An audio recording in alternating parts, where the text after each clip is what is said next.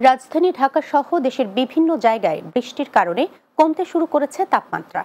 গতকাল রাতে ঢাকা সহ দেশের আরও কয়েকটি জায়গায় বৃষ্টি ও শিলাবৃষ্টির খবর পাওয়া গেছে।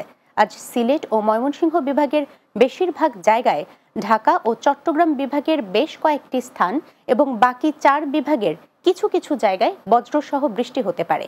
সেই সঙ্গে কোথাও কোথাও বিক্ষিপ্তভাবে শিলাবৃষ্টি হতে পারে। ফলে রাতে তাপমাত্রা সর্বনিম্ন 18 ডিগ্রি সেলসিয়াসে নেমে আসতে পারে। এছাড়া ঢাকা সহ সারা দেশে আগামী 3 দিন বৃষ্টির পূর্বাভাস দিয়েছে আবহাওয়া অধিদপ্তর। পাশাপাশি দেশের 6টি বিভাগে কালবৈশাখী ঝড়ের সতর্কতা জারি করেছে। এতে তাপমাত্রা 3 ডিগ্রি সেলসিয়াস পর্যন্ত কমতে পারে বলে জানিয়েছে আবহাওয়া অধিদপ্তর।